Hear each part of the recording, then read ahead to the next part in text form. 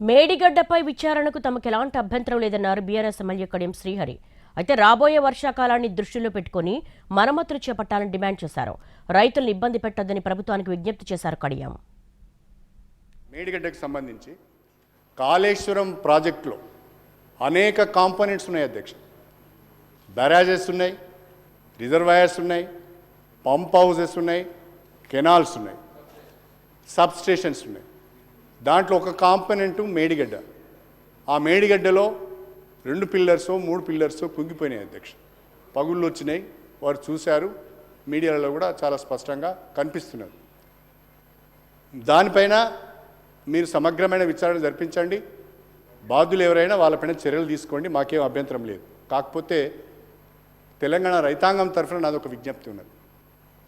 రేపు మళ్ళీ జూన్ జూలైలో వర్షాలు వస్తాయి అధ్యక్ష. గోదావరికి వరదలు వస్తాయి.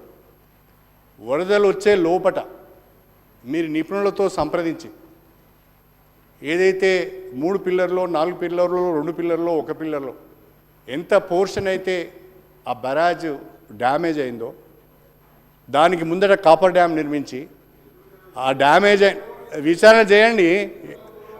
చెప్తున్నాం కదండి, విచారణ చేయించుకోమని చెప్తున్నాం. ప్లీజ్ అనిల్ గారు ప్లీజ్ ప్లీజ్ ప్లీజ్. అయితే అధ్యక్ష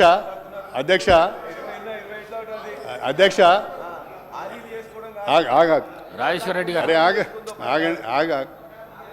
దయచేసి సార్, నేను ప్రభుత్వానికి ఒక సూచన చేస్తున్నాను, నేను విమర్శ చేస్తున్నాను అధ్యక్ష. మీరు విచారణ చేయండి, చర్యలు తీసుకోండి, ఎవరున్నా పర్వాలేదు.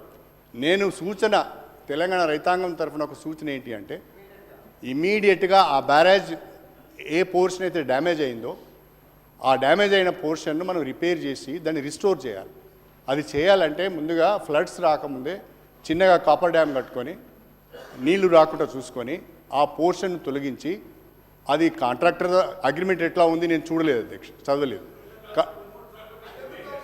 కాబట్టి వెంటనే ప్లీజ్ ఏంటండి ప్లీజ్.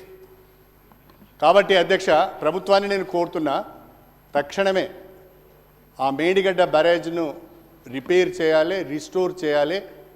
లేకుంటే రైతులకు సాగునీరు అందించాలి, లేకుంటే వరదలు వచ్చిన తర్వాత ఇంకా తీవ్రమైన ప్రమాదం జరుగుతుంది.